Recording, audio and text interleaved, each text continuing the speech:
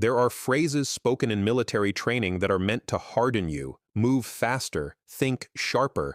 Pain is temporary, and then there are phrases that cross a line, quietly, almost invisibly, until someone bleeds.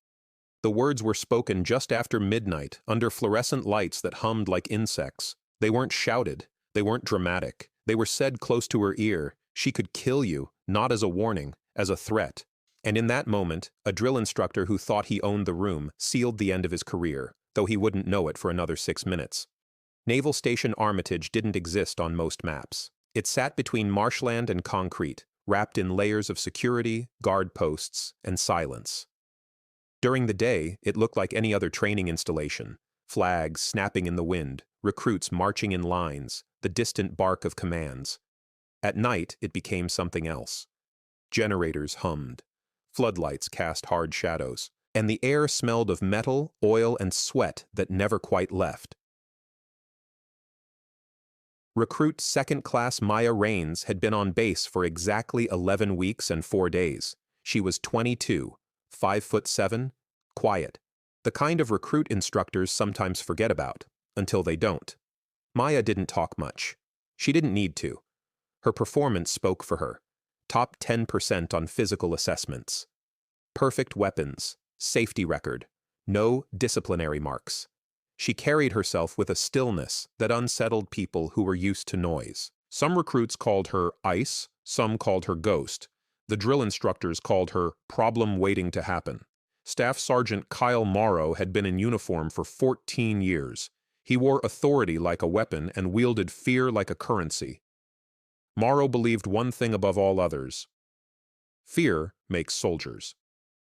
He ran Platoon Delta with brutal efficiency. Recruits moved when he breathed. They flinched before he spoke. On paper, his record was spotless. High completion rates. No formal complaints. Multiple commendations for discipline enforcement. But there were rumors. Always rumors. A shove that lasted too long. A scream inches from a recruit's face. Hands where they didn't need to be. Nothing provable, nothing written down, until that night. It started during late-night corrective instruction. Platoon Delta had failed a timed drill by 11 seconds. 11 seconds was enough. They were lined up inside the drill hall, boots shoulder-width apart, eyes forward. Morrow paced in front of them slowly, deliberately. He stopped in front of Maya. "You," he said quietly. She didn't move. Didn't blink. "Yes, Staff Sergeant." He leaned in, voice low. "You think you're better than the rest?" "No, Staff Sergeant." "You think your silence makes you strong?" She held eye contact. "I think discipline does, Staff Sergeant." That was the mistake. The room shifted. Even the other instructors went still. Morrow's smile didn't reach his eyes. He grabbed her by the collar.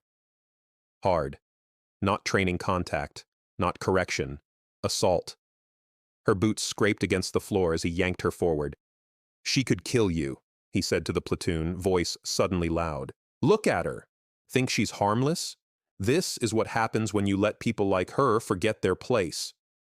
He shoved her. She stumbled, but didn't fall. And that's when everything changed.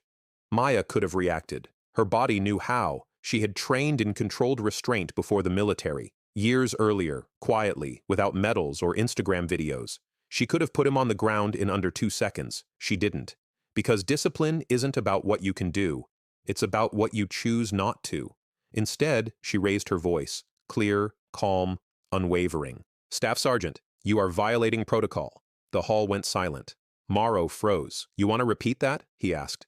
"Yes, Staff Sergeant. You are violating protocol, and I am requesting medical evaluation." That was when his hand struck her helmet. Not hard enough to break it, hard enough to echo. That sound, plastic on bone, was captured by 3 separate security microphones, and by a 4th device no one in the room knew was active. At 0102 hours, in a secured conference room 3 buildings away, 4 men were reviewing training footage. They weren't there for recruits, they were there for oversight. Colonel James Avery, Navy SEAL Colonel Marcus Velez, Navy SEAL Colonel Richard Hann, Navy SEAL Colonel Thomas O'Neill, Navy SEAL. 4 operational commanders. 4 careers built on restraint under fire.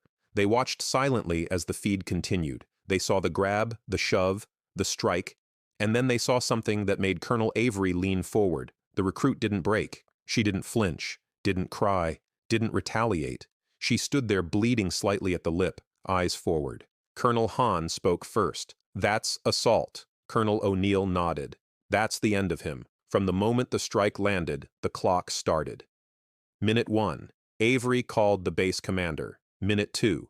Legal Affairs was notified. Minute 3. Security logs were locked. Minute 4. Medical staff were dispatched, not to hide the injury, but to document it.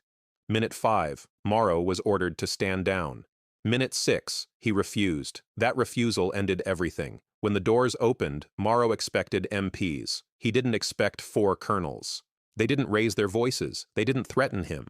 Colonel Avery simply said, "Staff Sergeant, you're relieved of duty. Now." Morrow laughed once. "You're taking her side?" Colonel Velez stepped closer. "No. We're taking the Constitution's." The walk out of the drill hall was quiet. Recruits stared straight ahead. Maya didn't turn. She didn't watch him fall. She didn't need to. The investigation took weeks. The decision took minutes. Morrow lost his position, his rank, his retirement eligibility. He never wore the uniform again. No press release, no public spectacle, just accountability. Maya was reassigned temporarily, medically cleared, and given the option to separate. She declined. "I didn't join to leave when it got hard," she said. 6 months later, she graduated. Top of her class. Years later, Maya stood on a different base, different uniform, different rank. She watched recruits line up under the lights and remembered the sound of that strike. Colonel Avery, now retired, shook her hand once. "You showed more discipline than most combat zones ever require," he said. She nodded. "That's what you taught us, sir. Power without discipline is cruelty. Authority without accountability is corruption, and courage isn't always loud. Sometimes it's standing still, refusing to become what hurt you." That night at Naval Station Armitage, a career ended not because of violence, but because someone chose restraint. True strength is not proven by how much fear you can cause, but by how much control you keep when you have the power to destroy. Justice doesn't always arrive with applause. Sometimes it comes quietly in 6 minutes and changes everything forever.